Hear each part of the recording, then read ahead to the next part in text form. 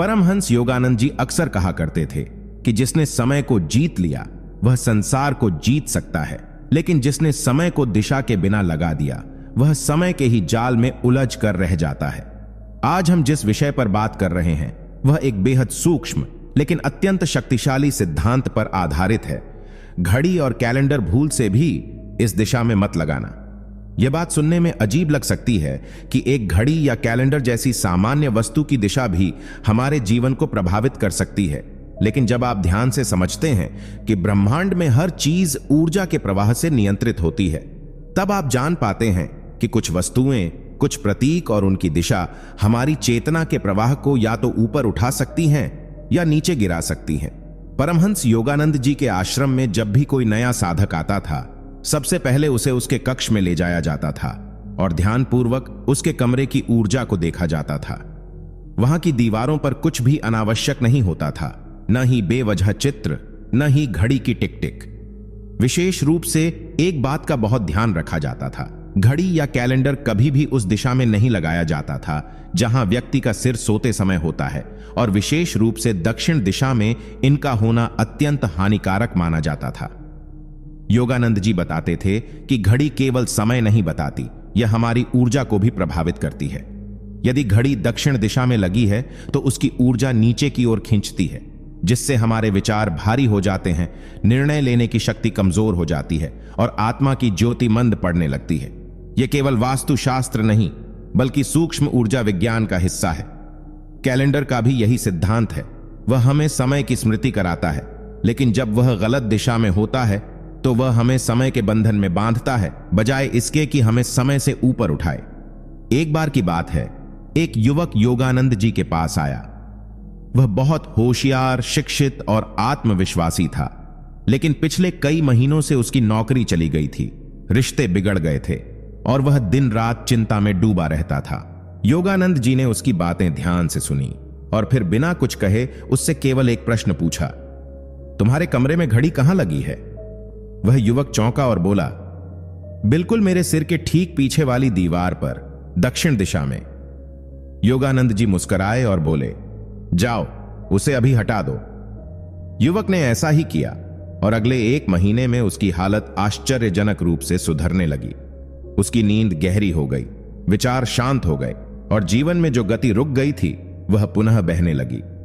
इस कहानी का गूढ़ अर्थ है कि हम भले ही बाहरी रूप से सब कुछ सही कर रहे हों, मेहनत, प्रयास, योग, ध्यान, लेकिन अगर हमारे आसपास की ऊर्जा गड़बड़ है तो उसका असर हमारी चेतना पर अवश्य पड़ेगा। और घड़ी तथा कैलेंडर जैसी वस्तुएं ऊर्जा का प्रतीक हैं। जब आप घड़ी की टिक टिक को लगातार सुनते हैं तो वह आपके अवचेतन मन में एक भय भर देती है। समय निकल रहा है, समय कम है, देर हो रही है, और यह भय हमारे आत्मिक विकास की सबसे बड़ी बाधा है। योगानंद जी कहते थे, ईश्वर के पास कोई घड़ी नहीं होती, उसके लिए हर क्षण एक शाश्वत वर्तमान है। जब तुम भी अपने जीवन में शाश्वत वर्तमान को जीने लगोगे तब घड़ी की जरूरत खत्म हो जाएगी। लेकिन इसका अर्थ यह नहीं कि हम समय का आदर न करें, बल्कि यह है कि हम समय को उसकी सही दिशा में सही भाव से उपयोग करें। उत्तर, पूर्व या उत्तर पूर्व दिशा में घड़ी लगाना शुभ माना गया है, क्योंकि ये दिशाएं ऊर्ध्वगामी ऊर्जा से भरपूर होती हैं। जब आप सुबह सुबह पूर्व दिशा में देखती हुई घड़ी को देखते हैं तो उसका प्रकाश और ऊर्जा आपके भीतर सकारात्मक प्रेरणा भरते हैं। यह केवल मानसिक नहीं, भौतिक और आत्मिक प्रभाव है। यही बात कैलेंडर पर भी लागू होती है। कैलेंडर उस समय की याद दिलाता है जो बीत गया और जो आने वाला है। अगर वह गलत दिशा में हो, जैसे दक्षिण या पश्चिम, तो यह हमें या तो पछतावे में डालता है या चिंता में। लेकिन जब वही कैलेंडर उत्तर या पूर्व दिशा में होता है तब वह प्रेरणा बन जाता है, हमें योजना बनाने, लक्ष्यों को निर्धारित करने और उन्हें प्राप्त करने की प्रेरणा देता है। परमहंस योगानंद जी ने समय और स्थान के रहस्यों को जितनी गहराई से समझा था वह एक साधारण व्यक्ति के लिए कल्पनातीत है। उनका मानना था कि संसार में कोई भी वस्तु व्यर्थ नहीं है। हर वस्तु की एक ऊर्जा होती है और हर ऊर्जा का एक दिशा से संबंध होता है। जब यह ऊर्जाएं सही दिशा में प्रवाहित होती हैं तो जीवन सहज हो जाता है, लेकिन जब यह प्रवाह उल्टा हो जाता है, जैसे दक्षिण दिशा में घड़ी या कैलेंडर, तब जीवन की गति भी उलटी दिशा में चलने लगती है।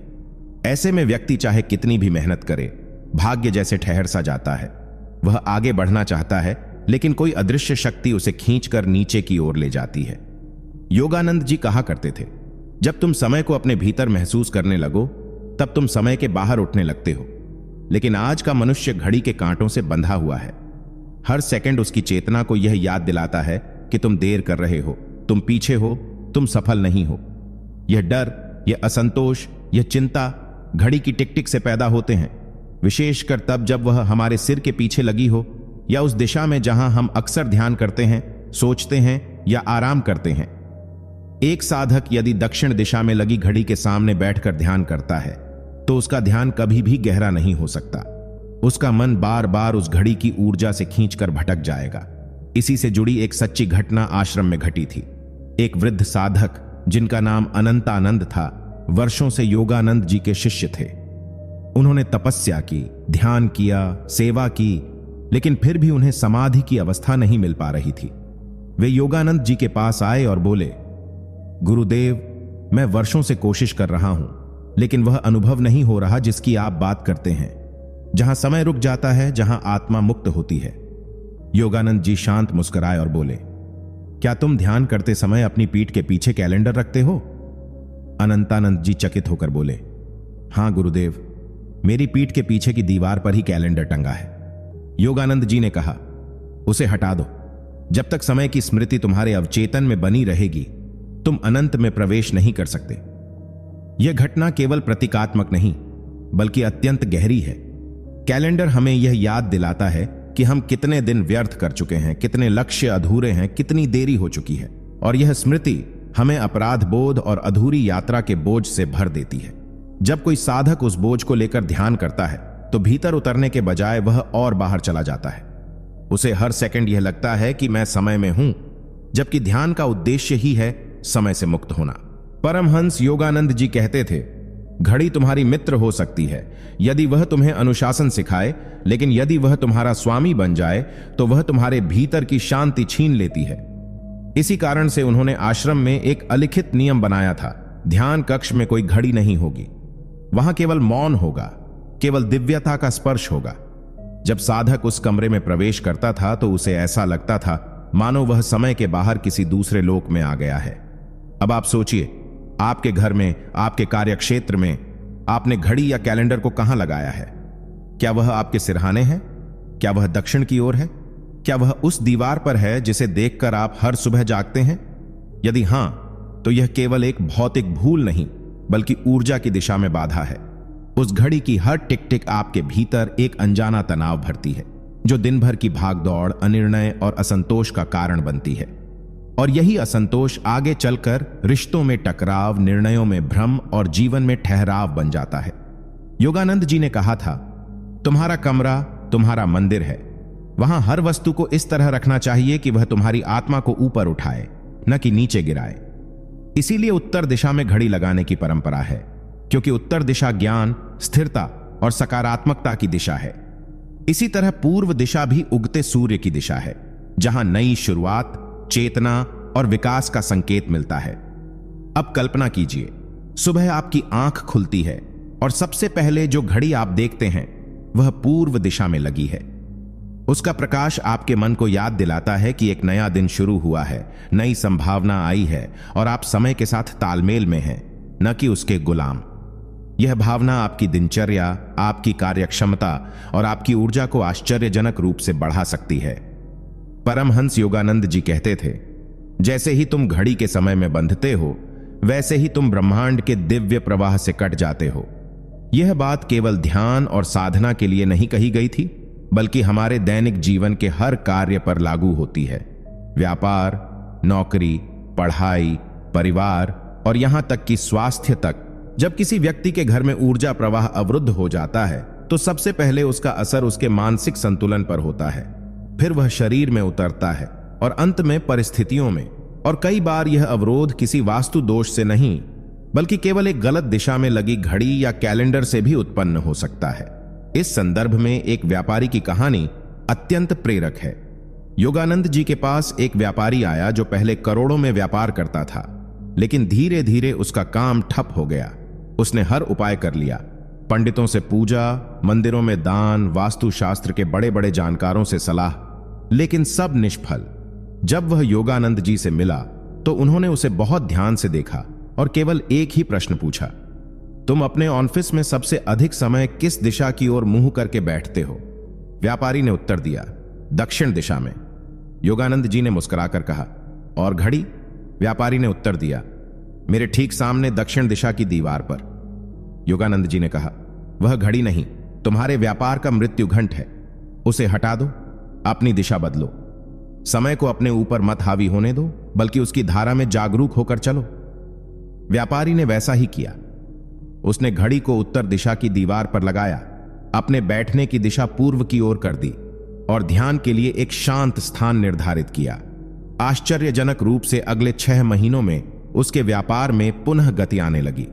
पुराने ग्राहक लौटने लगे, रुका हुआ पैसा वापस आने लगा और उसे लगा मानो कोई अदृश्य शक्ति अब उसके साथ चल रही है, न कि उसके विरुद्ध। अब सोचिए, क्या यह केवल एक संयोग था? नहीं, यह उस ऊर्जा विज्ञान का हिस्सा है जिसे योगानंद जी डिवाइन मैग्नेटिज्म कहते थे, दिव्य चुंबकीय शक्ति। जब आपका शरीर, मन और पर्यावरण तीनों एक सामंजस्यपूर्ण धारा में बहते हैं तो आप उस चुंबकीय शक्ति के केंद्र बन जाते हैं जो अवसरों, रिश्तों और धन को खींच लाती है। लेकिन अगर किसी भी एक दिशा में रुकावट है, जैसे दक्षिण की ओर मुख करके बैठना या वहीं घड़ी कैलेंडर होना, तो यह चुंबकीय प्रवाह अवरुद्ध हो जाता है। योगानंद जी कहते थे, तुम्हारे आसपास की हर वस्तु या तो तुम्हारी चेतना को ऊर्ध्वगामी करती है या अधोगामी, और सबसे शक्तिशाली प्रतीक जो हमारे जीवन को चलाता है वह है समय। जब समय ही गलत दिशा में प्रतीकात्मक रूप से बह रहा हो, तब सफलता सही दिशा में कैसे आएगी? यदि हम दिन रात उस कैलेंडर को देख रहे हैं जो हमें बताता है कि महीने के कितने दिन बचे हैं, बिल भरने की आखिरी तारीख कितनी नजदीक है, या हमारी उम्र कितनी बढ़ती जा रही है, तो हमारा अवचेतन लगातार एक तनाव में जी रहा है। और यह तनाव हमारे विचारों की गहराई को खत्म कर देता है, जिससे हमारी निर्णय क्षमता, धैर्य और आत्मविश्वास कमजोर होने लगता है। इसीलिए योगानंद जी की शिक्षा थी, अपने घर में केवल वही घड़ी लगाओ जो सुंदर हो, शांत हो और सही दिशा में हो, और कैलेंडर को प्रेरणादायक बनाओ। उस पर केवल तारीखें न हो, बल्कि उस पर हर महीने एक उद्धरण हो, एक उद्देश्य हो, एक दिशा हो। उन्होंने कहा था कि कैलेंडर वह दर्पण है जिसमें तुम्हें देखना चाहिए कि तुम्हारा जीवन किस दिशा में जा रहा है। यदि वह दक्षिण या पश्चिम की ओर टंगा है तो वह केवल समय की स्मृति है, लेकिन यदि वह उत्तर या पूर्व की ओर है तो वह समय की संभावना है।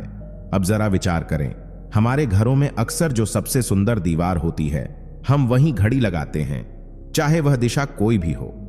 कभी सोचा है कि केवल दीवार की सुंदरता देखकर दिशा का चयन कर लेना हमारे भाग्य के प्रवाह को कितना बाधित कर सकता है?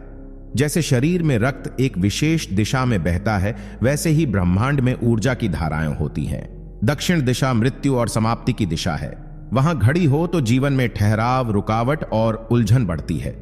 जब परमहंस योगानंद जी ने अमेरिका में सेल्फ रियलाइजेशन फेलोशिप की स्थापना की, तो उन्होंने ध्यानपूर्वक हर आश्रम, ध्यान कक्ष और पुस्तकालय की दिशाओं का निर्धारण किया। उन्होंने कहा, अगर तुम्हारे ध्यान कक्ष में समय की आवाज आ रही है तो वह ध्यान नहीं, अभ्यास है। और अभ्यास केवल तब तक फलदायक होता है जब वह मौन के गर्भ से जन्म ले। योगानंद जी ने केवल ध्यान, व्यापार या साधना की बात नहीं की।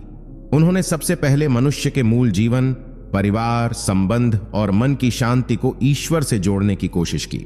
उनका यह स्पष्ट निर्देश था कि अगर तुम अपने घर में शांति चाहते हो, अगर तुम चाहते हो कि रिश्तों में प्रेम और सम्मान बना रहे, तो तुम्हें अपने घर के वातावरण को मंदिर की तरह पवित्र बनाना होगा। और यह पवित्रता केवल दियों या फूलों से नहीं आती, यह आती है ऊर्जा की शुद्ध दिशा से। घर की दीवारें वही हैं, दरवाजे वही हैं, लेकिन जब आप उन्हें ऊर्जा प्रवाह के नियमों के अनुसार व्यवस्थित करते हैं, तब वह घर एक शक्तिशाली आध्यात्मिक केंद्र बन जाता है। परमहंस योगानंद जी की शिक्षाओं से प्रेरित एक साधिका शारदा, जो एक छोटे शहर की गृहिणी थीं, उन्होंने एक बार योगानंद जी की जीवनी पढ़ी और उसमें लिखा था, कभी भी घड़ी या कैलेंडर को अपने सोने के स्थान की दक्षिण दिशा में न लगाओ। उन्हें पहले यह बात कुछ विचित्र लगी। उन्होंने इसे नजरअंदाज कर दिया, लेकिन कुछ ही महीनों बाद उन्होंने महसूस किया कि उनके घर में हर सदस्य में एक अस्थिरता, चिड़चिड़ापन और उलझन बढ़ने लगी है। उनके पति का स्वभाव पहले शांत था, अब छोटी बातों पर क्रोधित हो जाते थे। बच्चे पढ़ाई में पिछड़ने लगे थे और खुद शारदा जी का मन किसी भी काम में नहीं लगता था। एक दिन उन्होंने ध्यान से अपने शयन कक्ष को देखा और उन्हें याद आया कि वहां ठीक उनके सिर के पीछे वाली दक्षिण दिशा की दीवार पर एक बड़ी घड़ी और उसी के नीचे एक कैलेंडर टंगा हुआ था, जिसमें घर के सभी सदस्यों के शेड्यूल और जरूरी तारीखें चिपकी हुई थीं। उन्होंने बिना किसी से कुछ कहे उसी दिन वह घड़ी हटा दी, कैलेंडर को उत्तर दिशा की अलमारी के भीतर रख दिया और उस दीवार पर एक शांत सुंदर चित्र टांग दिया, जिसमें एक झील थी, शांत जल और एक उदय होता सूर्य। कुछ ही हफ्तों में उन्होंने अंतर देखा। उनके पति का व्यवहार फिर से शांत हो गया। उनके बच्चों ने कहा, मम्मी अब कमरे में अच्छा लगता है, और खुद शारदा जी को जैसे कोई बोझ हटता हुआ महसूस हुआ। वह बोझ कोई भौतिक वस्तु नहीं था, वह था समय की गलत दिशा में प्रवाह, जो उनके पूरे पारिवारिक जीवन को घसीट रहा था। जब हम कैलेंडर को दक्षिण या पश्चिम दिशा में टांगते हैं तो वह हमें जीवन के गुजरते हुए पलों की याद दिलाता है, और यह स्मृति मन में उदासी भरती है, तनाव को जन्म देती है। हम सोचने लगते हैं, इस महीने में तो कुछ भी नहीं हुआ, कितना समय बर्बाद हो गया, उम्र बढ़ती जा रही है, और यह विचार धीरे धीरे आत्मा से विश्वास और आनंद को छीन लेते हैं। यही कारण है कि योगानंद जी कहते थे, जीवन में यदि समय का भय प्रवेश कर जाए तो ईश्वर की निकटता चली जाती है, क्योंकि जहां भय है वहां प्रेम टिक नहीं सकता, और ईश्वर प्रेम का ही नाम है। अब सोचिए, आपके घर में किस दीवार पर सबसे अधिक देखने वाली जगह है? अगर वह जगह दक्षिण है और वहीं घड़ी टंगी है, तो आप रोज उस ऊर्जा के संपर्क में आ रहे हैं जो आपको समय की दास्ता की ओर ले जाती है।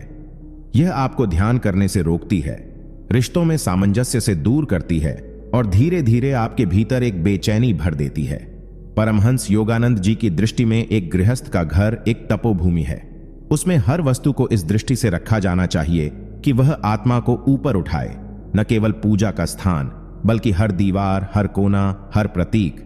योगानंद जी ने यहां तक कहा था कि यदि तुम्हारे घर की दीवारें चुपचाप रो रही हैं तो समझो कि घर की आत्मा दुखी है, और घर की आत्मा दुखी तब होती है जब उसके ऊर्जा मार्ग को बाधित कर दिया जाता है, खासकर उस प्रतीक से जिसे हम समय कहते हैं। घड़ी एक प्रतीक है जीवन की गति का, उसकी अनवरतता का, लेकिन अगर वह दिशा गलत हो तो वह गति हमें अपने केंद्र से दूर कर देती है। यही कारण है कि योगानंद जी ने स्पष्ट शब्दों में कहा था, घड़ी और कैलेंडर, इन दो प्रतीकों से ही अपने जीवन की चेतना बनती है। इन्हें गलत दिशा में मत बहने दो, नहीं तो चेतना भी उल्टी दिशा में बहने लगेगी। अब प्रश्न उठता है, इसका समाधान क्या है? योगानंद जी ने इसके कुछ सरल और अत्यंत प्रभावी उपाय बताए थे। घड़ी को पूर्व या उत्तर दिशा की दीवार पर लगाएं, जहां सुबह की रोशनी पड़ती है। यह सकारात्मक ऊर्जा को बढ़ाता है। कैलेंडर को खुला न टांगे, बल्कि उसे एक अलमारी के अंदर रखें, और जब जरूरत हो तभी देखें। और यदि टांगना ही हो तो उत्तर दिशा में लगाएं, जिसमें महीने की शुरुआत के साथ एक प्रेरणादायक उद्धरण हो। सोते समय घड़ी आपके सिर के पास या सिर के पीछे ना हो। विशेष रूप से डिजिटल घड़ी की नीली या लाल रोशनी मस्तिष्क की तरंगों को प्रभावित करती है और नींद खराब करती है। प्रत्येक महीने की शुरुआत में कैलेंडर को देखकर एक उद्देश्य बनाएं, न कि केवल तारीखों पर टिके रहे। परमहंस योगानंद जी का अंतिम संदेश यह नहीं था कि घड़ी मत लगाओ या कैलेंडर से डर जाओ। उनका सच्चा संदेश था, तुम घड़ी के स्वामी बनो, न कि उसके दास। उन्होंने बार बार कहा कि समय केवल भौतिक नहीं है, यह एक मानसिक और आध्यात्मिक स्थिति भी है। जो व्यक्ति पूरे दिन घड़ी देखकर जीवन जीता है, वह कभी वर्तमान में नहीं रह सकता, और जो वर्तमान में नहीं है वह न अपने परिवार से जुड़ सकता है, न अपने कार्य से, और न ही ईश्वर से। योगानंद जी ने एक अत्यंत मार्मिक कथा सुनाई थी। एक बार एक छोटा बालक अपने पिता के पास आया और पूछा, पापा, आप हमेशा काम में व्यस्त रहते हैं, मुझे समय क्यों नहीं देते? पिता ने घड़ी की ओर देखा और कहा, अभी मैं बहुत व्यस्त हूं बेटा, कुछ घंटे बाद बात करेंगे। बच्चा चुपचाप चला गया। वह रोज यही पूछता और हर बार उत्तर यही होता। बाद में कुछ वर्षों बाद वही बच्चा किशोर हुआ और घर से निकल गया। जब पिता को अकेलापन महसूस हुआ और वह बेटे को खोजने निकले, तो बेटे ने उनसे वही सवाल किया, अब क्यों आए हो? अब मेरे पास समय नहीं है। योगानंद जी ने यह कहानी सुनाकर कहा, यह घड़ी का सबसे भयानक रूप है। यह हमें उन लोगों से दूर कर देती है जिन्हें हम सबसे अधिक प्रेम करते हैं, और जब हमें एहसास होता है तब बहुत देर हो चुकी होती है। सच तो यह है कि हम समय के पीछे दौड़ते हैं मानो वह कोई शत्रु हो, और इसी दौड़ में हम अपने सबसे मूल्यवान संबंधों, अपनी शांति और अपने स्व को खो बैठते हैं। यही कारण है कि योगानंद जी अपने शिष्यों से कहते थे, हर सुबह उठो, घड़ी से पहले अपने मन से पूछो, आज मैं कौन बनना चाहता हूं, और इस आत्म जागरण की प्रक्रिया में घड़ी और कैलेंडर को केवल उपकरण बनाओ, शासक नहीं। ध्यान की सबसे पहली शर्त यही है, समय की स्मृति से मुक्त हो जाना। जब आप आंख बंद करते हैं और अंदर उतरते हैं, तब घड़ी की आवाज एक दीवार बन जाती है। यही कारण है कि परमहंस योगानंद के आश्रमों में ध्यान कक्षों में घड़ी निषिद्ध थी। वहां मौन होता था, केवल आत्मा की ध्वनि, केवल ईश्वर की उपस्थिति। और योगानंद जी का विश्वास था कि जैसे ही तुम समय से परे जाते हो, तुम जीवन की असली धारा से जुड़ जाते हो। आज हम जिस दुनिया में जी रहे हैं, वहां हर चीज समय के साथ मापी जाती है। Deadline, time table, schedule, alarm, notification. लेकिन आत्मा का कोई टाइम टेबल नहीं होता। वह कभी भी खिल सकती है, जाग सकती है, रो सकती है, अगर हम उसे वह मौन, वह दिशा, वह स्थान दें। और इसके लिए जरूरी है कि हम अपने जीवन की छोटी छोटी आदतों को ईश्वर की दृष्टि से देखें। जैसे घड़ी कहां है, कैलेंडर कहां है, हम किस दिशा में बैठते हैं, किस दिशा की ओर देखते हैं। योगानंद जी ने कहा था, तुम अपने कमरे की दीवारों को चेतन बनाओ, उन्हें इस तरह सजाओ कि वे तुम्हें बार बार याद दिलाएं, तुम केवल शरीर नहीं, आत्मा हो, और आत्मा समय में नहीं, अनंतता में रहती है। तो भाई, अब जब तुम अगली बार अपने कमरे में देखो तो केवल सजावट मत देखो, ऊर्जा देखो। क्या घड़ी की दिशा तुम्हारे भीतर डर भर रही है या प्रेरणा? क्या कैलेंडर तुम्हें पछतावा दे रहा है या उद्देश्य? क्या तुम समय को देखकर भारी हो रहे हो या प्रेरित हो रहे हो? अगर नहीं, तो आज ही से बदलाव करो। घड़ी को उत्तर या पूर्व दिशा में ले जाओ। कैलेंडर को ऐसे स्थान पर लगाओ जो निजी हो, प्रेरणादायक हो, जहां वह दिन गिनाए नहीं, दिशा दिखाए। हर सुबह घड़ी से पहले ईश्वर को देखो। हर रात कैलेंडर से पहले आत्मा से संवाद करो। आज मैंने कितना प्रेम दिया, कितना मौन जिया, कितना सत्य बोला। यह परिवर्तन छोटे दिख सकते हैं, लेकिन यही छोटे परिवर्तन आत्मा के द्वार खोलते हैं। यही परिवर्तन तुम्हारे घर को तपोभूमि बनाते हैं, तुम्हारे जीवन को साधना बनाते हैं। और अंत में योगानंद जी के इन शब्दों को हमेशा स्मरण में रखना, जब तुम समय को साध लेते हो तो ईश्वर तुम्हारे पास बिना समय गंवाए आ जाता है।